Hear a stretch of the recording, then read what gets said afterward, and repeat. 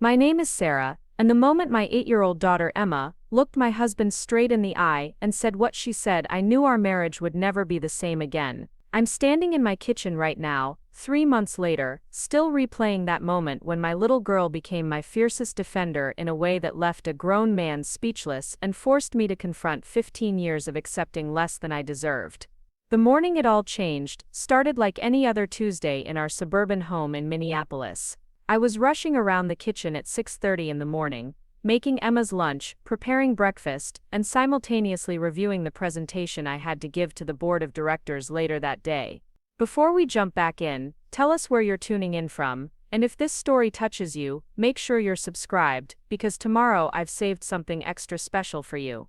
My laptop was open on the counter, displaying charts and graphs that represented months of research for the marketing campaign I had developed for Henderson Technologies, the mid-size software company where I worked as a senior marketing coordinator. I had been with the company for 8 years, working my way up from an entry-level position despite having only a community college degree in business. While most of my colleagues had 4-year degrees from prestigious universities, I had proven myself through hard work, creative thinking, and an intuitive understanding of consumer behavior that consistently delivered results for our clients. This particular presentation was crucial. Our company had landed a major contract with a national retailer, and my campaign concept had been selected over 3 other proposals from competing agencies. If executed successfully, it would not only secure a significant revenue stream for Henderson Technologies, but also position me for the promotion to marketing director that I had been working toward for the past 2 years. Emma, my bright and observant daughter, sat at the kitchen island eating her cereal while watching me frantically toggle between my laptop and her lunch preparation. She had inherited my organizational tendencies and often helped me remember things I might forget in my morning rush. "Mom, you forgot to put the apple slices in my lunch," she said matter-of-factly, pointing to the bag of sliced apples I had prepared, but left sitting on the counter. "Thank you, sweetheart," I replied, quickly tucking the apple slices into her lunchbox alongside the sandwich, string cheese, and homemade granola bar I had made the night before. What would I do without my little assistant? Emma beamed at the compliment. She loved being helpful and had developed an impressive ability to keep track of details that escaped the adults around her. At 8 years old, she was already showing signs of the same analytical mind that had served me well in my career, often asking thoughtful questions about why things worked the way they did. My husband David emerged from our bedroom at 6:45, already dressed in his navy suit and checking his phone as he walked. At 42, David was 3 years older than me and worked as a regional sales manager for a pharmaceutical company. His job required frequent travel, which meant I managed most of the day-to-day responsibilities of running our household and caring for Emma. David and I had met in college when I was taking evening classes while working during the day to pay for my education.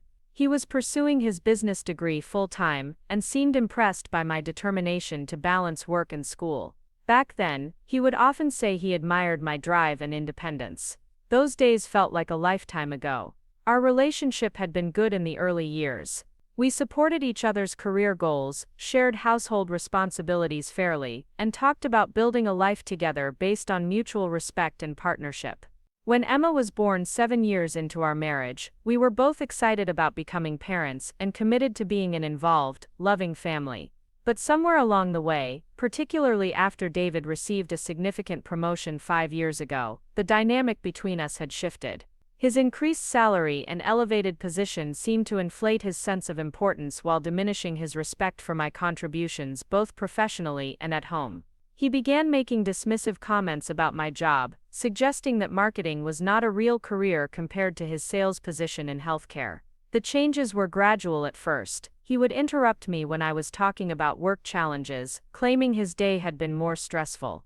He would make decisions about our finances without consulting me, despite the fact that my income contributed significantly to our household budget. He began referring to my work as my little job in conversations with friends and family, a phrase that never failed to make my stomach clench with hurt and anger. Most painfully, he had started questioning my intelligence in ways that felt designed to undermine my confidence. When I would share ideas about Emma's education or discuss current events, he would respond with condescending explanations as if I could not possibly understand complex concepts. When I received recognition at work or landed new clients, he would attribute my success to luck rather than skill. This morning was no different. As I gathered my presentation materials, David glanced at my laptop screen with the expression of someone humoring a child's art project. "Big presentation today?" he asked, though his tone suggested he already knew the answer and found it amusing. "Yes, the Henderson campaign for Megamart.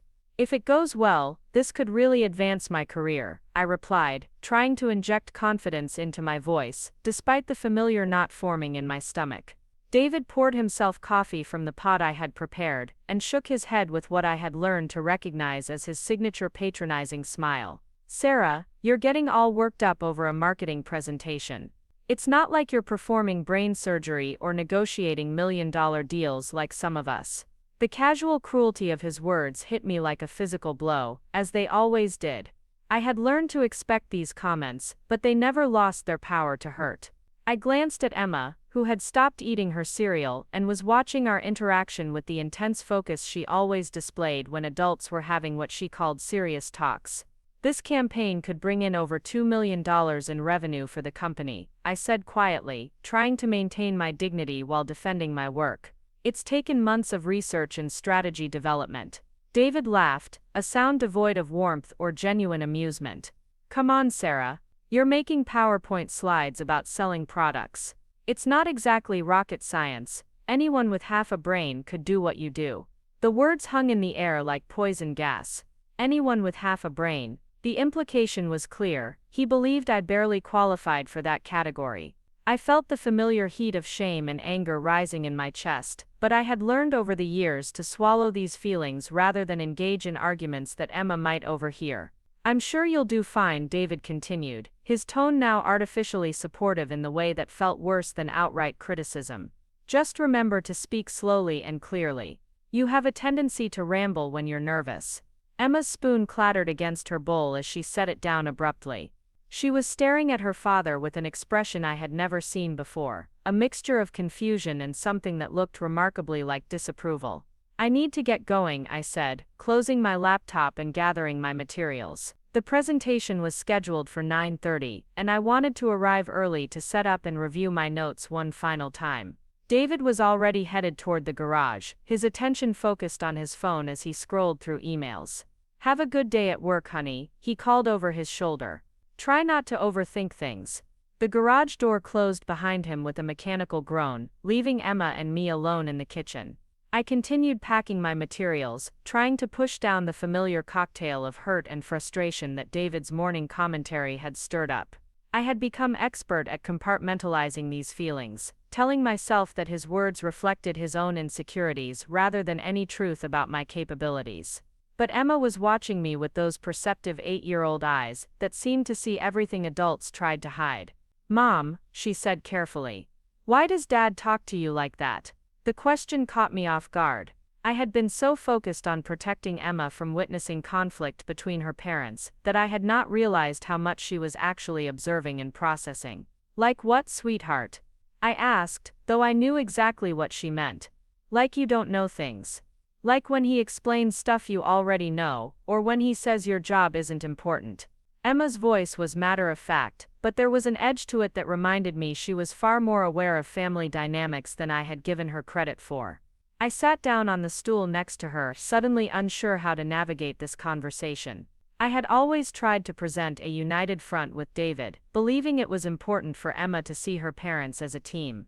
But her question forced me to confront the reality that our interactions were teaching her lessons about relationships and respect that I desperately did not want her to learn. "Sometimes adults have different ways of communicating," I said carefully. "Dad works in a high-pressure job, and sometimes that makes him sound more serious than he means to be."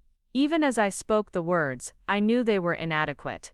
Emma was too smart to accept such a vague explanation, and too observant to miss the patterns in her father's behavior.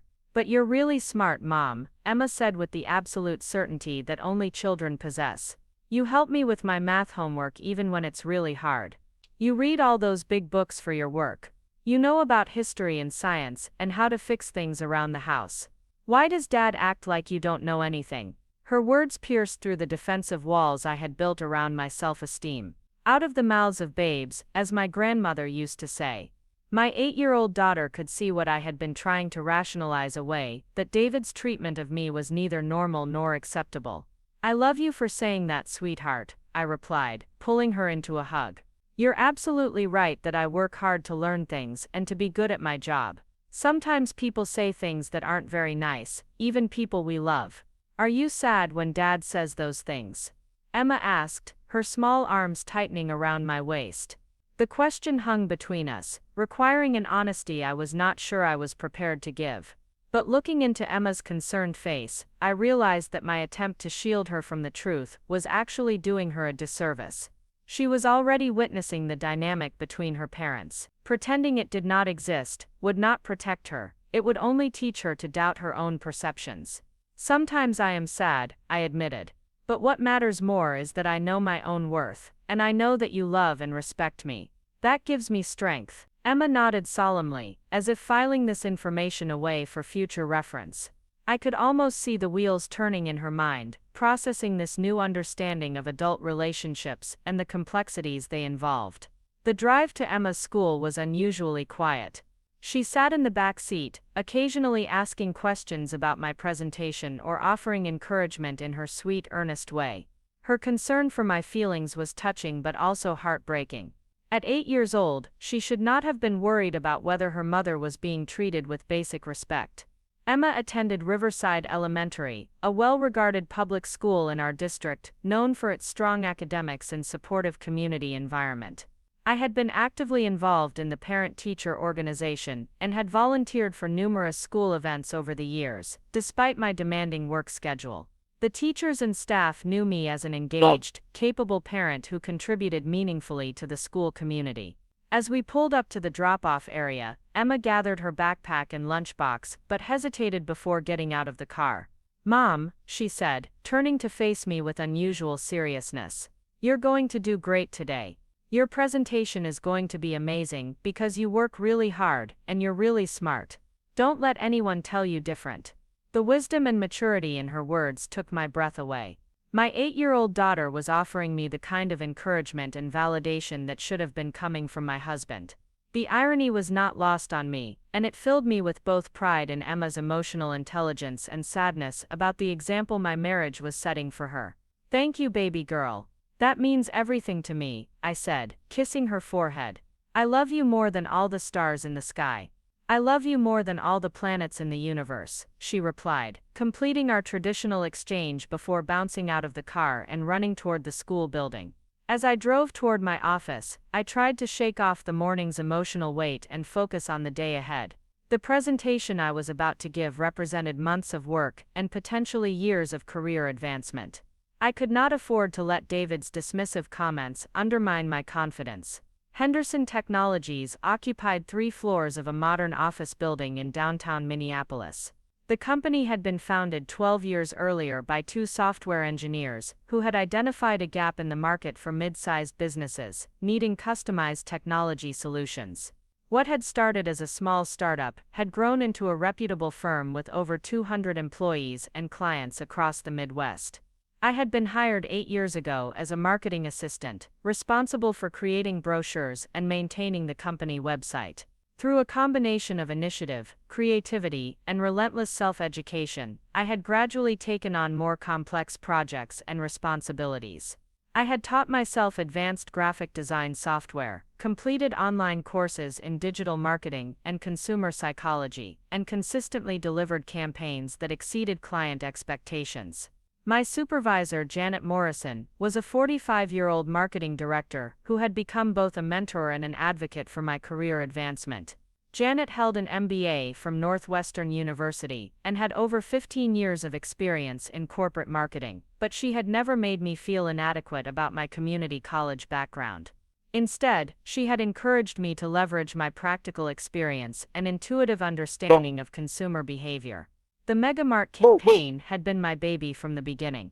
When Henderson Technologies was invited to pitch for the contract, Janet had assigned me to lead the project, recognizing that my track record with retail clients made me the strongest candidate for the job. The campaign concept I had developed focused on creating an emotional connection between Megamart's brand and busy families. emphasizing convenience, value, and quality in ways that would resonate with their target demographic. I had spent countless hours researching consumer trends, analyzing competitor strategies, and developing creative concepts that would differentiate Megamart from other large retailers. The presentation I was about to give included comprehensive market analysis, detailed implementation timelines, projected ROI calculations, and creative mock-ups that demonstrated how the campaign would look across various media platforms. As I arrived at the office and began setting up for the presentation, I felt the familiar pre-presentation butterflies dancing in my stomach. But underneath the nerves was a solid foundation of confidence, built on thorough preparation and deep expertise. I knew this campaign inside and out. I knew it would work because I understood both the client's needs and the consumer mindset they were trying to reach. Janet arrived early to help me prepare, bringing coffee and her characteristic blend of practical advice and emotional support. "How are you feeling?" Preparing and narrating this story took us a lot of time, so if you are enjoying it, subscribe to our channel. It means a lot to us. Now back to the story, she asked, reviewing the presentation setup with a critical eye. Nervous but ready, I replied honestly. I know this campaign can work. I just need to communicate that effectively to the board. Janet nodded approvingly. You've done exceptional work on this project, Sarah. The research is thorough, the creative concepts are innovative, and the implementation plan is realistic. You have everything you need to succeed. Her confidence in my abilities stood in stark contrast to David's morning commentary. Janet had seen my work firsthand over the years and had never questioned my intelligence or competence. Her respect for my professional capabilities reminded me that David's opinions were not universal truths about my worth. The boardroom began filling up at 9:15 as executives from both Henderson Technologies and Megamart took their seats around the polished conference table. I recognized several faces from preliminary meetings, including Tom Henderson, the company founder and CEO, and Patricia Wells, Megamart's vice president of marketing.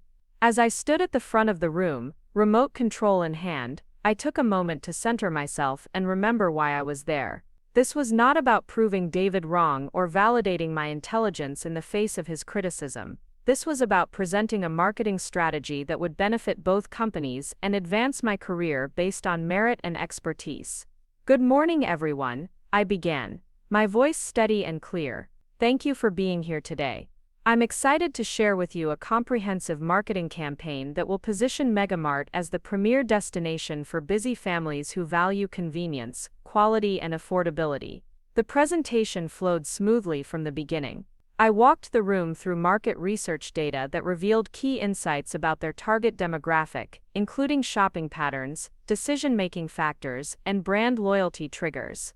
I presented creative concepts that would resonate emotionally with busy parents, while highlighting Megamart's practical advantages over competitors. As I progressed through the presentation, I could see heads nodding around the table and caught several executives taking notes.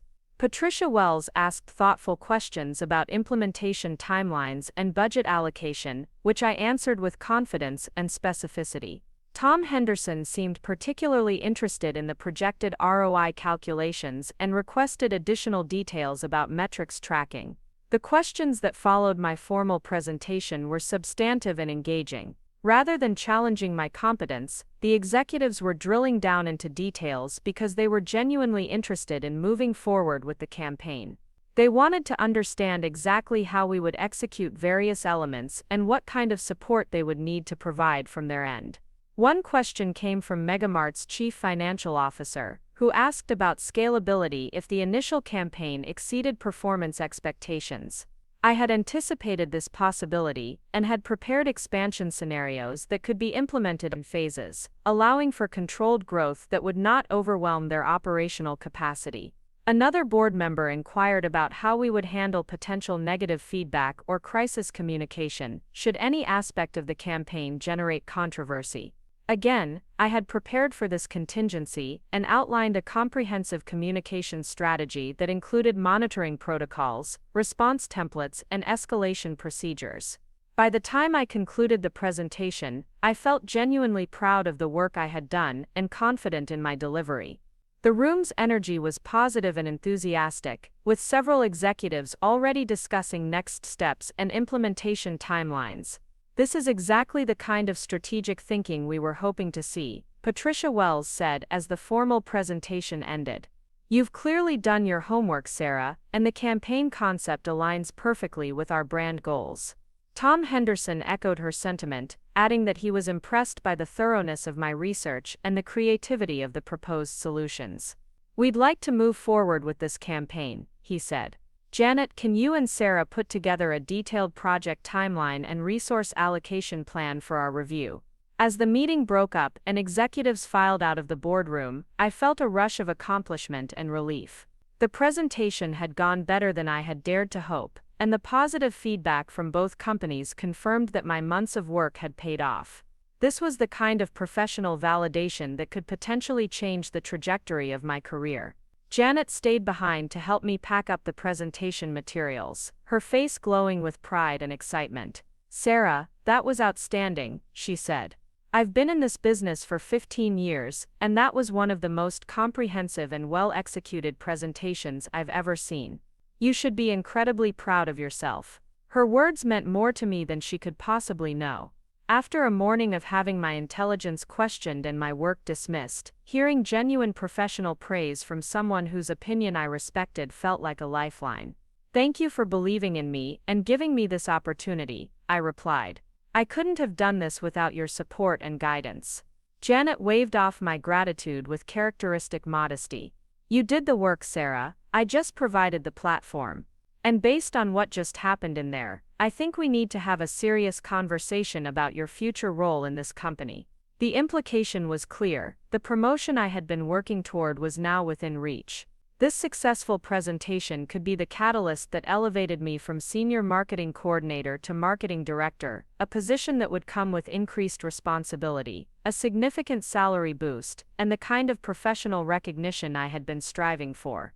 As I returned to my office to begin working on the implementation timeline Tom Henderson had requested, I felt a sense of accomplishment that ran deeper than professional success. I had proven to myself that I was capable of operating at the highest levels of my field, that my ideas were valuable, and my expertise was real. The contrast between this morning's validation and David's dismissive comments could not have been more stark. In the span of a few hours, I had gone from being told that anyone with half a brain could do my job to receiving enthusiastic approval from seasoned executives who recognized the sophistication and value of my work. The rest of the morning passed quickly as I dove into creating the detailed project timeline and resource plan. The work was complex, requiring coordination between multiple departments and careful scheduling to ensure all deliverables aligned with Megamart's marketing calendar. But it was exactly the kind of strategic planning that energized me and played to my strengths. Around noon, Janet stopped by my office with news that would change everything. "I just got off the phone with Tom Henderson," she said, closing my office door behind her. "He wants to fast-track your promotion to marketing director. Based on this morning's presentation and your overall performance, he's convinced you're ready for the next level." I stared at her in stunned silence, processing the magnitude of what she had just told me. The promotion I had been working toward for 2 years was suddenly within my grasp, months ahead of schedule. "There would be a formal review process, of course," Janet continued, "but Tom made it clear that this is more of a formality than a real evaluation. You've already proven yourself. The new position would come with a 30% salary increase and a leadership role in developing Henderson's overall marketing strategy." 30%. The number echoed in my mind as I tried to calculate what that would mean for our family's financial situation. It would represent more money than I had ever imagined earning, enough to significantly impact our quality of life and Emma's future educational opportunities. But more than the financial benefits, the promotion represented professional validation at the highest level. It meant that my skills, intelligence, and contributions were valued by people whose opinions carried real weight in the business world. It meant that despite David's constant undermining of my confidence, I had managed to build a successful career based on merit and expertise. "I need to call David and share the news," I said, reaching for my phone with hands that were still slightly shaky from excitement and adrenaline. Janet smiled knowingly. "I'm sure he'll be thrilled for you. This is a huge accomplishment, Sarah. You've earned every bit of it. As Janet left my office, I sat back in my chair and tried to process the whirlwind of emotions I was experiencing. Pride, excitement, validation, and underneath it all, a growing sense of my own worth that had been dormant for too long. I dialed David's number, eager to share my news with the person who should have been my biggest supporter and cheerleader. The phone rang several times before going to voicemail, which was not unusual given his busy work schedule. I left a brief message asking him to call me back when he had a chance, that I had exciting news to share. The afternoon flew by as I worked on the implementation plan and fielded congratulatory calls from colleagues who had heard about the successful presentation. Word traveled fast in our relatively small company, and it seemed like everyone was genuinely excited about both the new client win and my impending promotion. By 3:30, David still had not returned my call, which was starting to irritate me. I understood that he was busy, but this was significant news that warranted at least a brief conversation. I tried calling again, and this time he answered on the second ring. "Hey Sarah, sorry I missed your call earlier. What's up?" His tone was distracted, as if he were multitasking while talking to me. "I have incredible news," I said, unable to contain my excitement any longer. "The presentation went amazingly well this morning. We got the Megamart contract, and Tom Henderson wants to promote me to marketing director. It comes with a 30% salary increase." There was a pause on the other end of the line, longer than I had expected. When David finally responded, his tone was flat and unenthusiastic. "That's nice, Sarah. I'm sure you're excited." Nice. That was his response to news that would fundamentally change our financial situation and represent the biggest professional achievement of my career. I felt the familiar sting of disappointment that came with David's inability to celebrate my successes. "It's more than nice, David. This is a huge opportunity for our family. The salary increase alone will make a significant difference in our budget." "Right, well, we'll see how long it lasts," he replied dismissively. "These corporate promotions can be pretty unstable. You might want to temper your expectations." His words hit me like a bucket of cold water. Instead of celebrating my achievement, he was already predicting its failure. Instead of expressing pride in my accomplishment, he was undermining my confidence and minimizing my success. "I don't understand why you can't just be happy for me," I said, my voice barely above a whisper. "I am happy for you, Sarah. I just think you're getting a little carried away. It's a promotion at your little marketing company, not a Nobel Prize." There it was again. My little marketing company.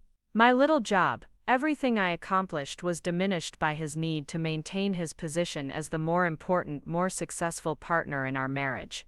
"I have to go," I said abruptly. "I'll see you at home." I hung up before he could respond, my hands trembling with a mixture of hurt and anger. This should have been one of the best days of my professional life, but David's reaction had managed to taint my joy with familiar feelings of inadequacy and frustration. The drive home was a blur of conflicting emotions. I tried to recapture the elation I had felt after the successful presentation, but David's dismissive response kept echoing in my mind.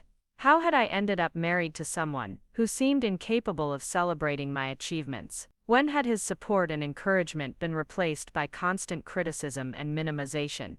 I picked up Emma from her after-school program at 5:15, and her immediate excited energy helped lift my spirits somewhat. "How did your presentation go, Mom?" she asked the moment she got in the car. "Did everyone love your ideas?" "It went really well, sweetheart. So well that my boss wants to give me a promotion," I replied, feeling some of my excitement returning, as I shared the news with someone who would genuinely celebrate it. Emma's face lit up with pure joy. "A promotion? That means you did such a good job, that they want you to have a more important position, right?" "Exactly right. It also means more money, which will help our family have more opportunities for fun things like vacations and activities." Emma clapped her hands together in delight. "I'm so proud of you, Mom. You worked really hard, and now good things are happening. We should celebrate." Her uncomplicated joy and pride in my achievement stood in stark contrast to David's lukewarm response. My 8-year-old daughter understood the significance of my promotion and wanted to celebrate it, while my husband had managed only dismissive comments about tempering my expectations. When we arrived home, David's car was already in the garage, which meant he had come home early from work. As we entered the house through the kitchen door, I could hear the television playing in the living room. "Dad," Emma called out, dropping her backpack and running toward the sound. "Mom got a promotion at work. She did such a good job on her presentation that her boss wants to give her a more important job with more money." I followed Emma into the living room, curious to see if David's reaction would be any different when delivered by our enthusiastic daughter. He was sitting in his recliner, still wearing his work clothes but with his tie loosened and his shoes off. "That's great, Emma," he said, not looking up from his phone. "Mom told me about it earlier." His tone was the same distracted, uninterested voice he might use to acknowledge that I had stopped for groceries or picked up his dry cleaning. There was no excitement, no pride, no sense that this news represented anything significant. Emma, however, was not deterred by her father's lack of enthusiasm. She climbed onto the arm of his chair, her face glowing with excitement. "Dad, don't you think we should celebrate? Mom worked really hard for months and months, and now she's getting recognized for being so smart and good at her job." David finally looked up from his phone, but his expression remained unchanged. "It's nice that Mom got a promotion, Emma, but it's not really that big of a deal. Lots of people get promoted at work." Emma's face fell slightly, confusion replacing some of her excitement. "But this is a really important promotion. Mom said it comes with lots more money and more responsibility. Isn't that worth celebrating?" I watched this exchange with growing amazement and horror. My 8-year-old daughter was essentially trying to teach her father how to appropriately respond to his wife's professional achievement. She understood the significance of the promotion and wanted to share in the joy, while he remained determinedly dismissive. "Emma, why don't you go wash your hands and start your homework?" I said gently. "I need to talk to Dad for a few minutes." "But I want to hear more about Mom's promotion," Emma protested. "Can we call Grandma and tell her the good news?" "That's a great idea, sweetheart. We'll call her after homework time," I promised. Emma reluctantly headed upstairs to her room, but not before giving me a hug and whispering, "I'm really proud of you, Mom," loud enough for David to hear. Once Emma was out of earshot, I turned to David with a mixture of hurt and determination I had been building up all afternoon. "I don't understand why you can't be supportive of this promotion," I said. "This is the biggest professional achievement of my career, and you're acting like it's completely insignificant." David sighed heavily and set down his phone, as if my need for recognition was an exhausting burden he had to bear. "Sarah, I'm not being unsupportive. I just think you're making this out to be bigger than it really is. You got a promotion at a small company in Minneapolis. It's not like you're becoming the CEO of Google." His words stung because they revealed the depth of his disrespect for my career and accomplishments.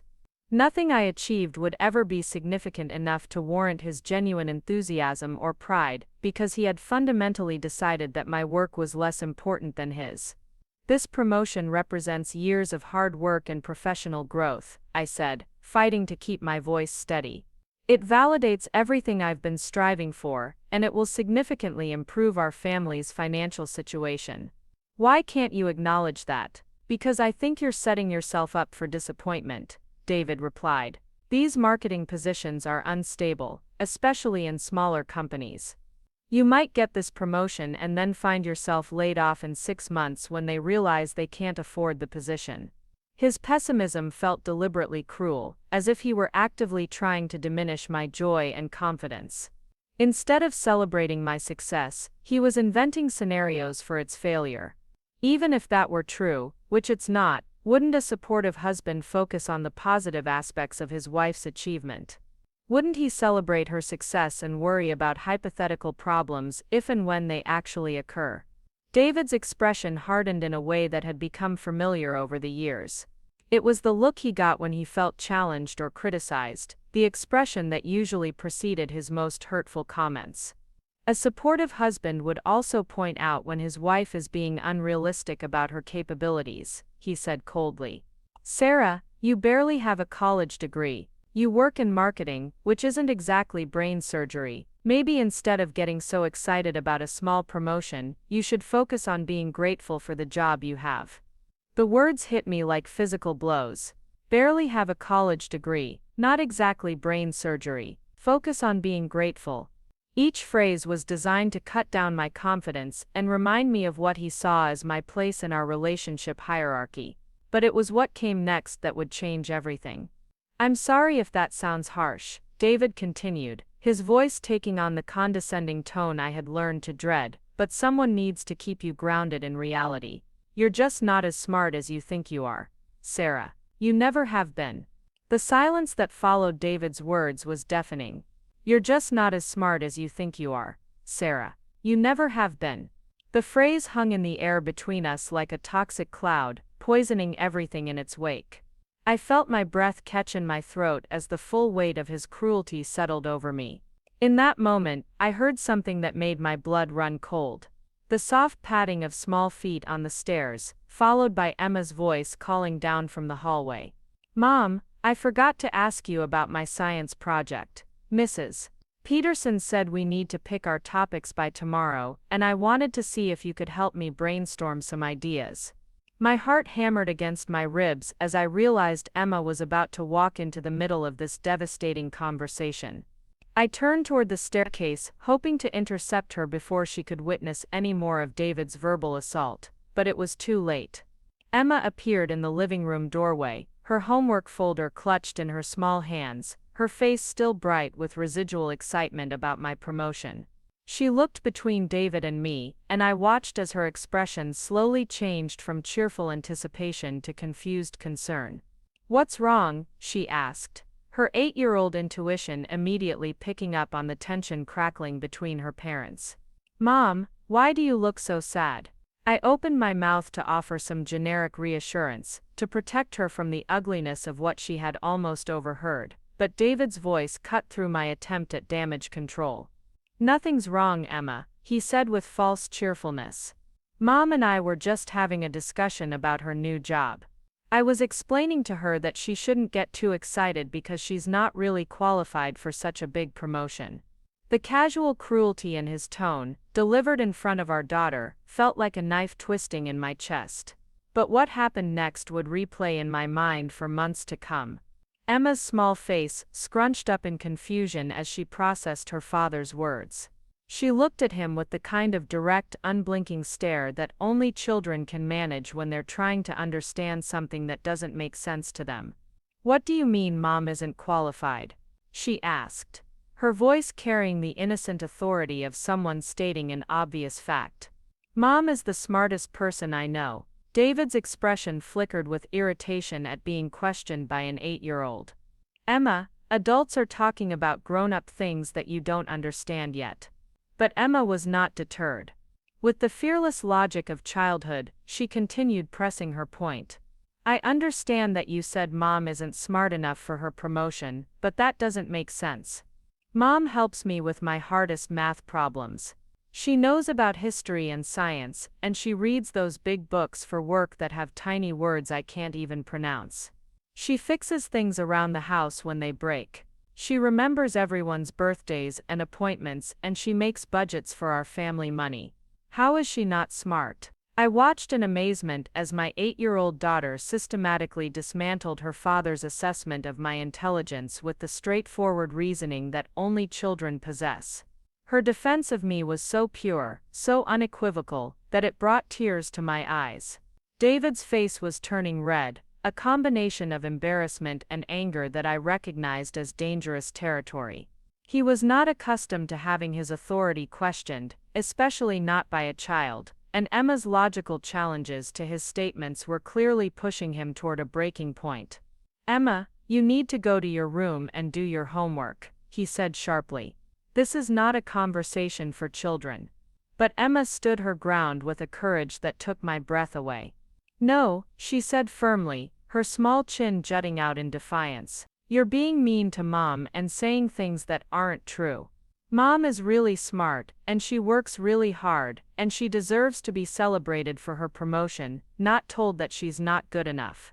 The room fell silent again as David stared at our daughter in shock. I don't think he had ever been confronted so directly by anyone, let alone an 8-year-old who was calling out his behavior with perfect clarity. Emma turned to look at me, her eyes blazing with protective fury. "Mom, why do you let Dad talk to you like that? You would never let anyone talk to me that way.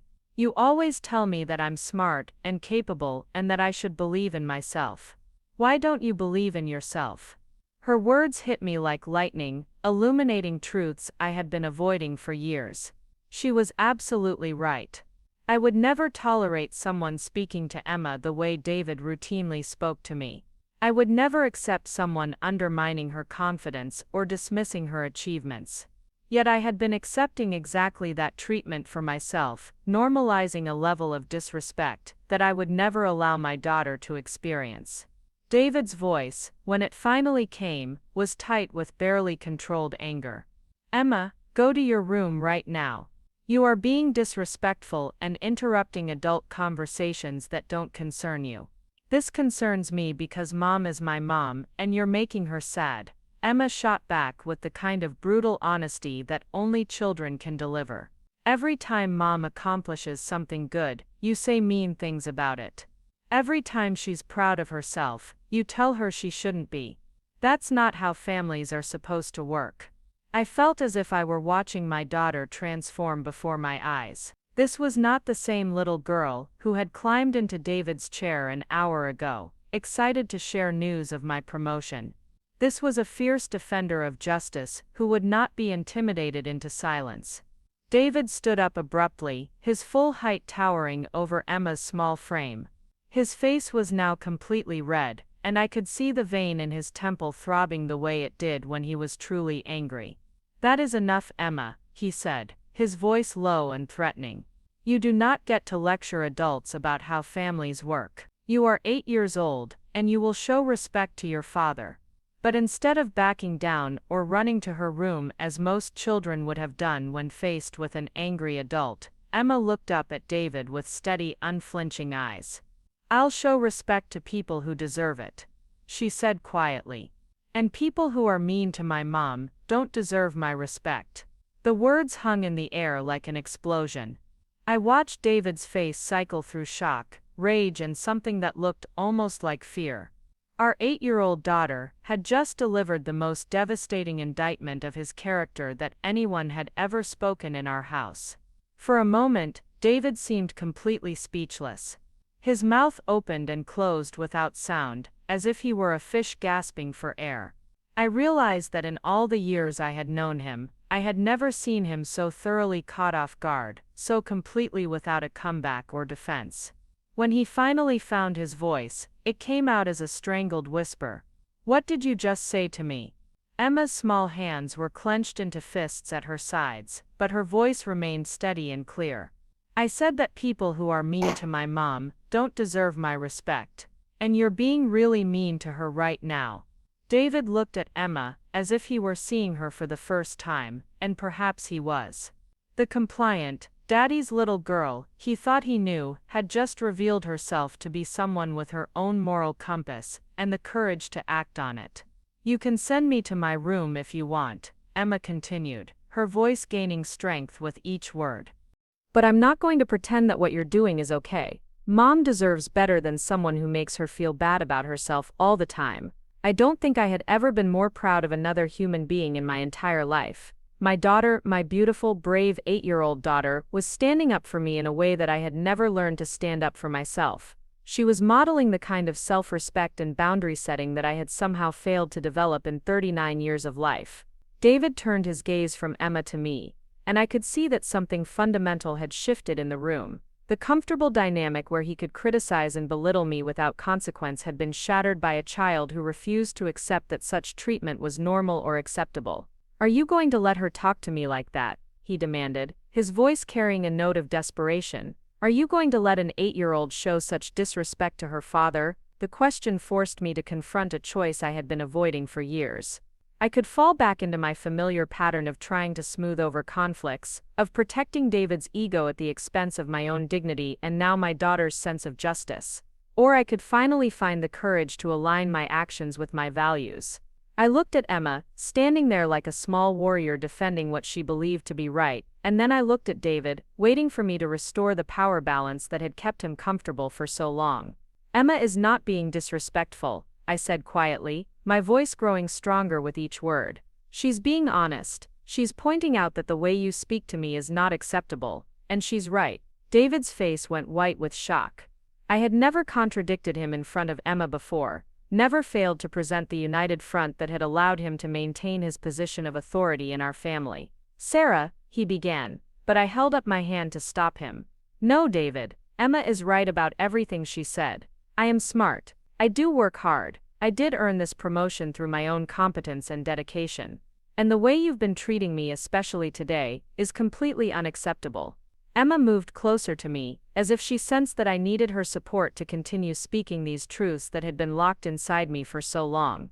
You called me stupid, David, in front of our daughter.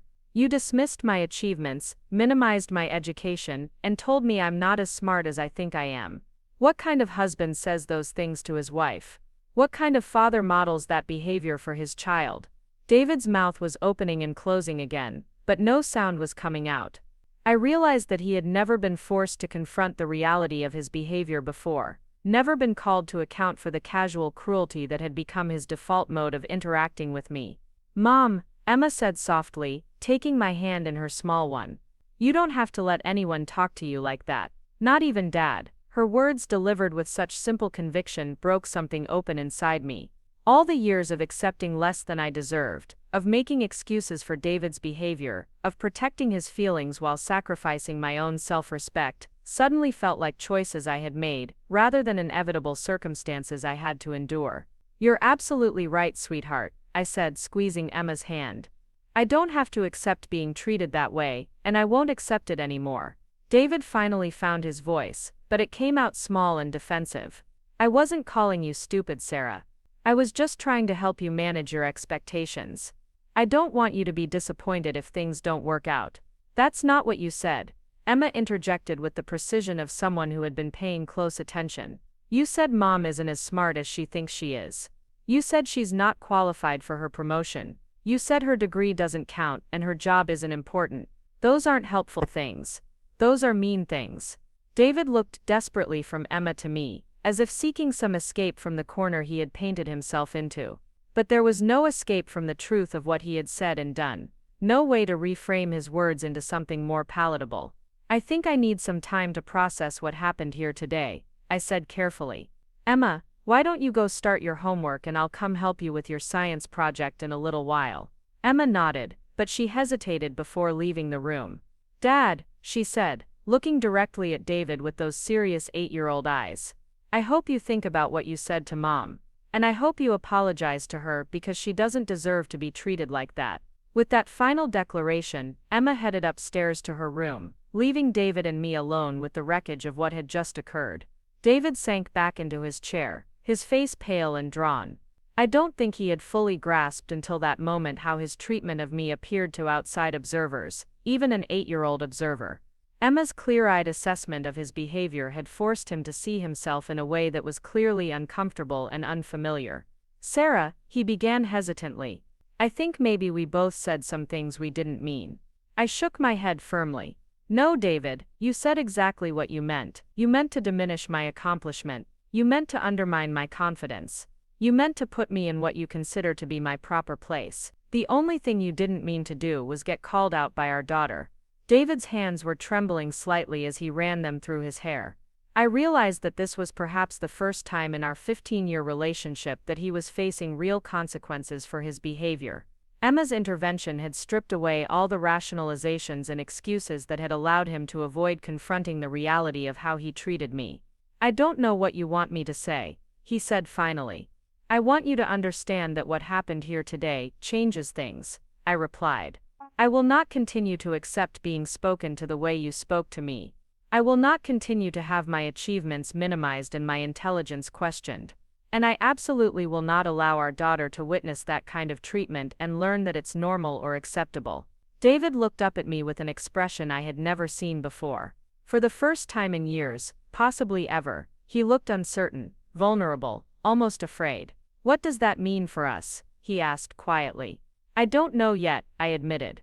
But I know that something fundamental has to change. I can't continue living in a marriage where I'm constantly made to feel less than, where my accomplishments are treated as inconsequential, where my own husband seems to take pleasure in cutting down my confidence. The weight of this realization settled over both of us. For years I had been trying to fix our relationship by being more accommodating, by working harder to earn David's respect and support. But Emma's intervention had made it clear that the problem was not my failure to earn respect, it was David's refusal to give it.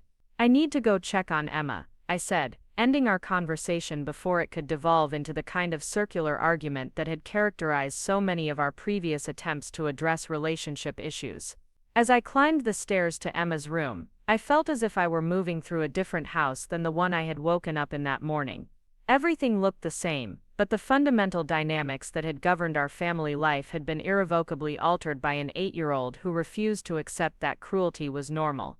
I found Emma sitting at her desk, her homework spread out in front of her, but her pencil lying idle as she stared out her bedroom window. She looked up when I entered, her face still serious and thoughtful. "Mom," she said quietly, "are you and Dad going to get divorced?" The question hit me like a punch to the stomach, not because it was unexpected, but because it forced me to confront possibilities I had been avoiding. Emma was smart enough to recognize that what had just happened downstairs represented more than a typical parental disagreement.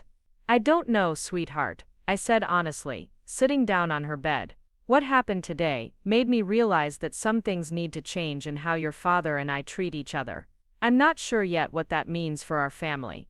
Emma nodded solemnly, as if she had expected this answer.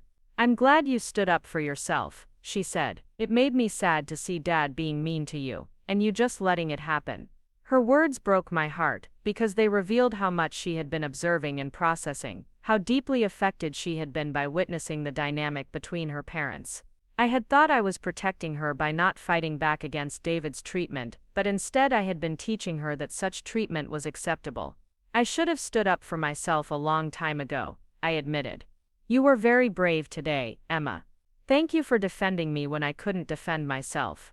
Emma climbed into my lap, wrapping her small arms around my neck in the fierce hug that only children can give. "You're really smart, Mom," she whispered. "Don't let anyone tell you different, even Dad." As I held my daughter, feeling the warm weight of her trust and love, I realized that this moment had become a turning point not just for my marriage, but for the kind of mother I wanted to be. Emma had shown me what it looked like to stand up for someone you love, to refuse to accept unacceptable behavior even when it comes from someone in a position of authority. Over the next few hours, the house settled into an uneasy quiet. David remained in the living room, presumably processing what had occurred, while Emma and I worked on her science project and then prepared dinner together. The normal routines of family life continued, but with an undercurrent of tension and uncertainty that had not been there before. During dinner, the conversation was stilted and artificial. David made several attempts at normal family chit-chat, asking Emma about school and commenting on the food, but there was a forced quality to his interactions that fooled no one. Emma was polite but distant, a significant change from her usual enthusiastic engagement with her father. After dinner, David attempted to establish some normalcy by suggesting we watch a family movie together, but Emma declined, saying she wanted to read in her room. I could see the hurt in David's eyes as he realized that his relationship with his daughter had been damaged by his treatment of me.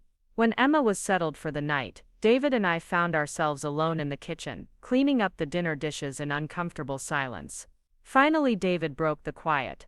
"I've been thinking about what happened today," he said carefully. "I think maybe I reacted poorly to your news about the promotion." His words were a start, but they fell far short of the kind of genuine accountability that would be necessary for any real healing to occur. Reacted poorly was a significant understatement for calling me stupid and questioning my intelligence in front of our daughter. "David," I said, setting down the dish I was drying, "what you did today wasn't just reacting poorly. You deliberately undermined my confidence and achievements. You called me stupid. You told me I'm not as smart as I think I am. Those weren't reactions, those were calculated attacks on my self-worth." David's face flushed again, but this time with what looked like shame rather than anger. "I didn't mean to hurt you," he said quietly. "But you did mean to diminish me." I replied, "You meant to put me back in what you consider to be my proper place. The fact that it hurt me wasn't an unintended consequence, it was the entire point." David leaned against the kitchen counter, his shoulders sagging with what appeared to be genuine exhaustion. I think I've been feeling threatened by your success, he admitted. Your career has been growing, and I guess I was afraid that you would realize you don't need me anymore. His confession was more honest than anything he had shared with me in years, but it also revealed the selfishness that had been driving his behavior.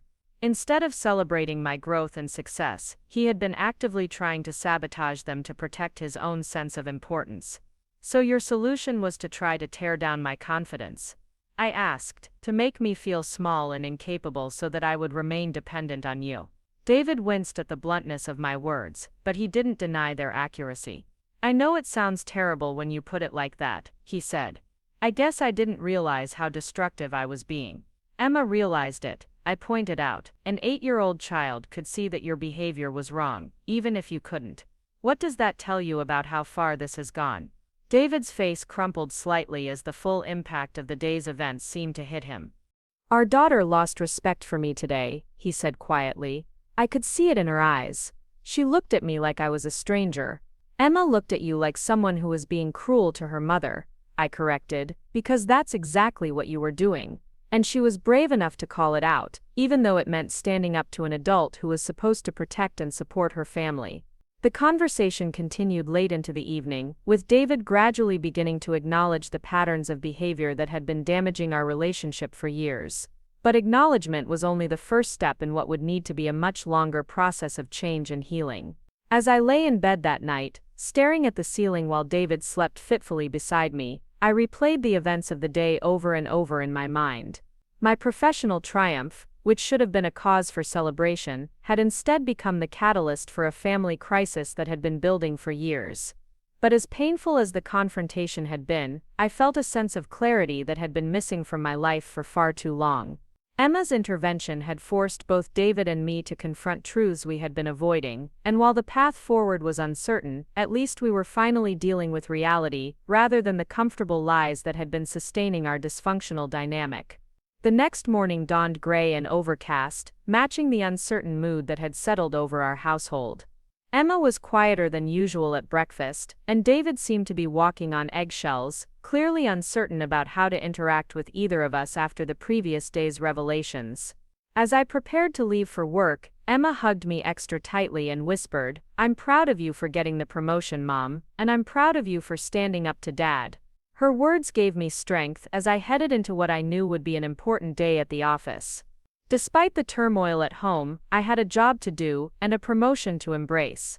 The validation I had received from my colleagues and supervisors reminded me that my worth was not dependent on David's approval or recognition. At work, the atmosphere was celebratory as news of the Megamart contract spread throughout the office. Colleagues stopped by my desk to offer congratulations, and several mentioned that they had heard about my impending promotion. The positive energy was a stark contrast to the tension I had left at home. Janet called me into her office mid-morning to discuss the timeline for transitioning into my new role as marketing director. The conversation was energizing and forward-focused, full of discussions about strategy, team building, and long-term vision for the department. As we talked, I realized how much I had missed feeling valued and respected for my professional capabilities. The contrast between Janet's recognition of my skills and David's constant undermining was so stark that it forced me to see just how toxic my home environment had become. "You seem different today," Janet observed toward the end of our meeting, "more confident somehow, like you're finally owning your success." Her comment made me smile, because it captured something I was only beginning to understand myself.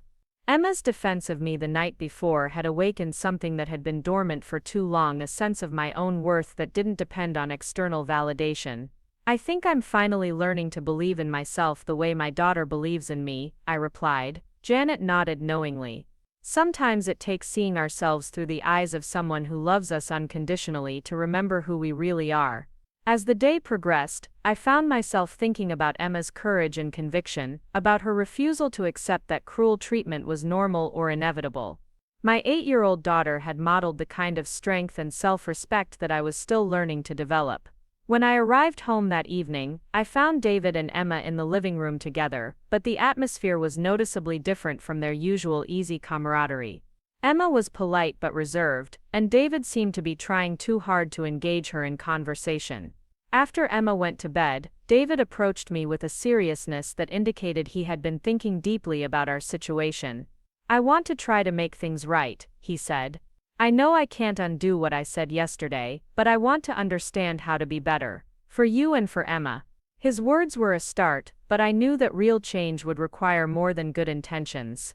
It would require a fundamental shift in how he viewed me, our marriage, and his role as both a husband and a father.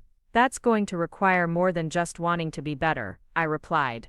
"It's going to require examining why you felt entitled to treat me the way you have been, and making sustained changes in your behavior." David nodded, his face serious and somewhat frightened. "I think I need help with that. Maybe we should consider counseling."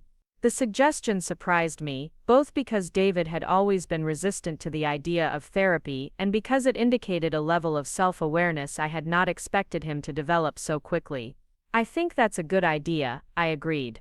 "But I want you to understand that counseling isn't about fixing me or teaching me to accept being treated poorly. It's about figuring out whether this marriage can become something healthy and respectful for both of us."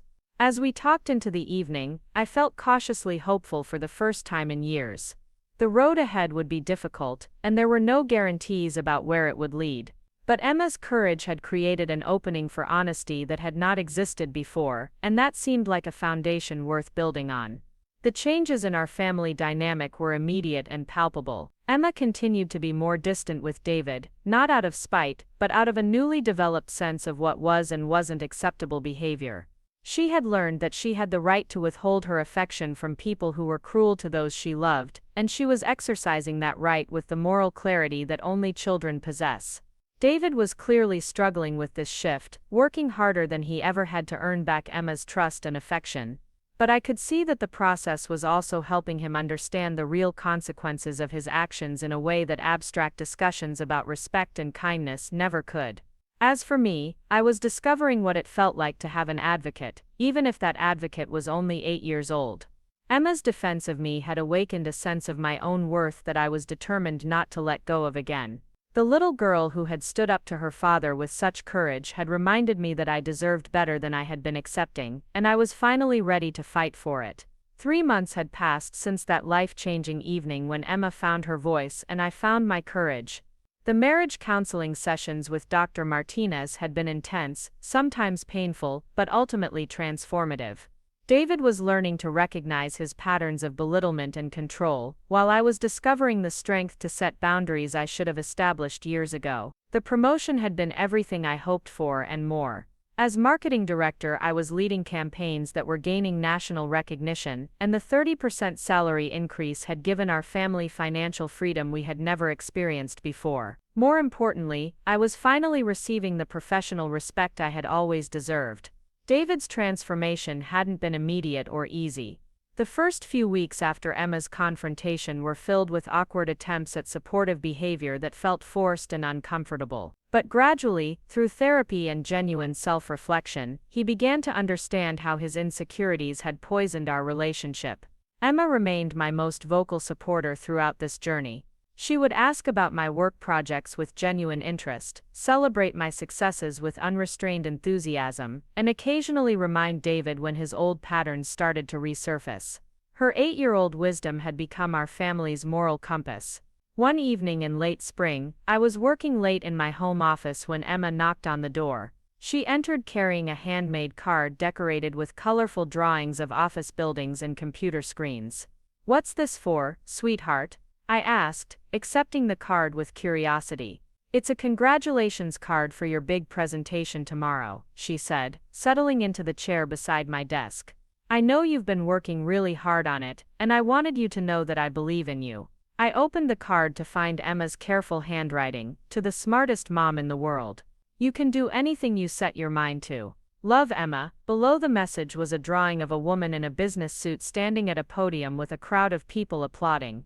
The presentation she was referring to was my biggest professional challenge yet. Henderson Technologies had been invited to pitch a comprehensive rebranding strategy to a Fortune 500 company, and my success could position our firm as a major player in the national market. The stakes were higher than anything I had handled before. "Thank you, baby girl. This means more to me than you know," I said, pulling her into a hug. Having your support gives me confidence to tackle anything. David appeared in the doorway, holding 2 cups of tea. He had been making these small gestures consistently over the past few months, offering support without being asked and showing interest in my work without any trace of his former condescension. "Mind if I join you too?" he asked, setting 1 cup on my desk. Emma looked at him appraisingly, as if evaluating whether his presence would be welcome. Over the months, she had gradually begun warming back up to her father, but she maintained a watchful quality that hadn't existed before their confrontation. "Dad, do you think Mom is going to do great tomorrow?" Emma asked directly, her question carrying the weight of a test.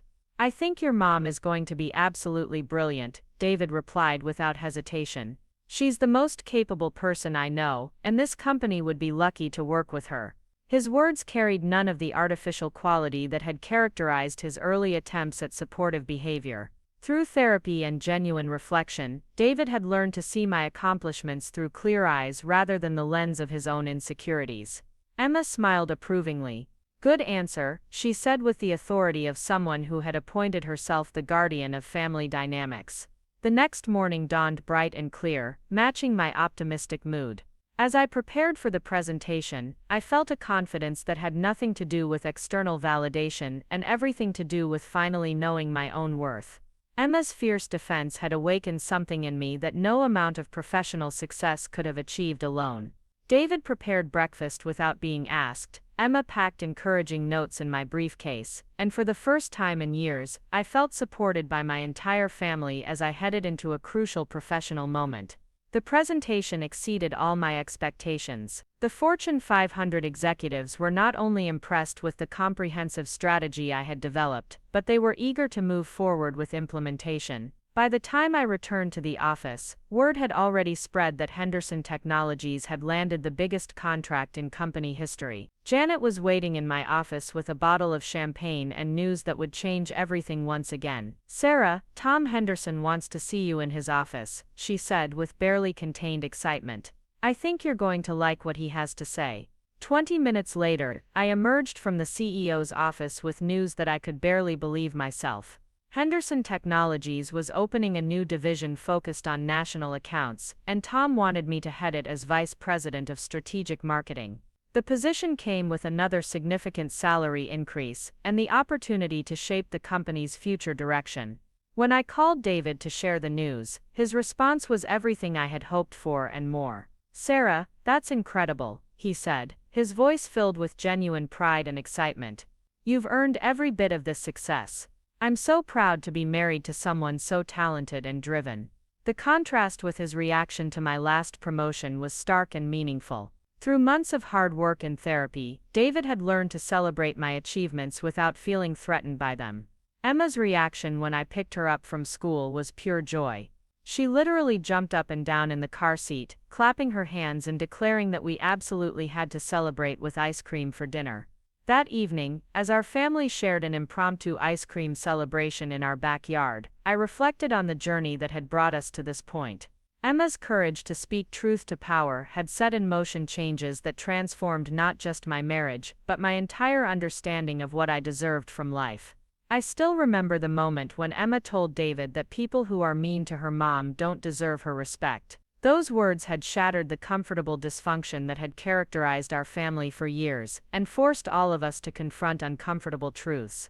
David still had moments when his old patterns tried to resurface, but Emma's watchful presence and my newfound willingness to set boundaries quickly corrected course. Our daughter had taught us both that respect isn't automatically earned through titles or authority, it's earned through treating others with kindness and dignity. The little girl who had fearlessly stood up to an adult twice her size had reminded me that courage isn't about being unafraid, it's about doing what's right even when it's scary. Her example had given me permission to finally fight for the respect and support I had always deserved. As I tucked Emma into bed that night, she looked up at me with those wise 8-year-old eyes and said, "I'm glad you finally started believing in yourself the way I've always believed in you, Mom." Her words reminded me that sometimes the most powerful teachers come in the smallest packages, and that wisdom isn't always found in adults. My daughter had saved our family by refusing to accept that cruelty was normal, and in doing so, she had saved me from a life of settling for less than I deserved. The transformation in our family hadn't happened overnight, and it hadn't been easy. But Emma's courage had created space for honesty, growth, and genuine change. She had shown all of us what it looked like to stand up for love, even when it meant confronting uncomfortable truths. Looking back, I realized that the moment David called me stupid was actually a gift in disguise. It had finally pushed our dysfunction into the light where it could be examined, challenged, and ultimately healed. Emma's response had been the catalyst, but the real work had been done by 3 people committed to becoming better versions of themselves. Now, as I prepare for my new role as vice president, I carry with me the lessons my 8-year-old daughter taught me about courage, self-respect, and the power of refusing to accept unacceptable behavior. She had shown me that sometimes the bravest thing you can do is simply speak the truth, even when everyone around you has agreed to live with comfortable lies. Emma's fierce defense had given me back my voice, my confidence, and my sense of worth. But more than that, it had given our family a foundation of honesty and respect that would serve us well for years to come. Up next, you've got 2 more standout stories right on your screen. If this one hit the mark, you won't want to pass these up. Just click and check them out.